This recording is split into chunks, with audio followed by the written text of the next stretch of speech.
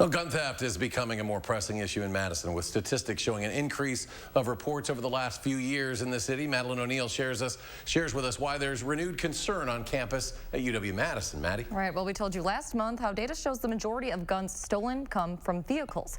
Now, with the lack of their usual storage option, UW-Madison students worry some will resort to keeping firearms where they can on campus in cars, where they're at risk of being taken.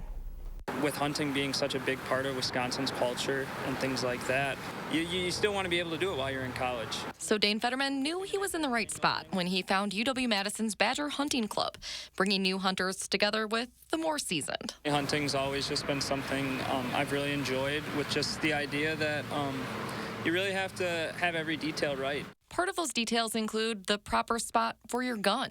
A bit tougher on campus, especially for those living in dorms or places where they're not allowed. It's quite obviously not allowed on campus, not allowed on any institution property. So just having a place to store it safely and not having to hide it somewhere was super helpful. For years, that safe space was at the UW Police Department, which offered free storage to people affiliated with the university. I know a lot of members that have used it over the years, and it is a great tool. UW-PD ended that arrangement earlier this year, raising alarms for some Badger Hunting Club members like Mackenzie Trinko, who use it. So I had my firearm with me, and I was very concerned on where to put it at that point. According to UW-PD, it's partly because of liability and logistical issues, such as performing full background checks when returning a firearm to make sure no recent crimes were committed that would not allow the person to legally have one.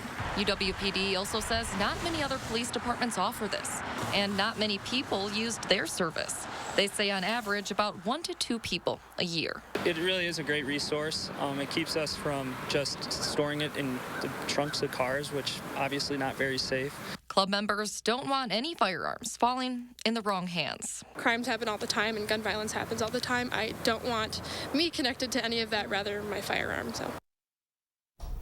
UW-PD wasn't able to do an interview with us today. They're suggesting students use storage services at a pistol center in Deerfield, about a half-hour away, which club members say isn't a viable solution for everyone. As they look for other storage options, they're hopeful they can work through some of the concerns UW-PD has and come to an agreement.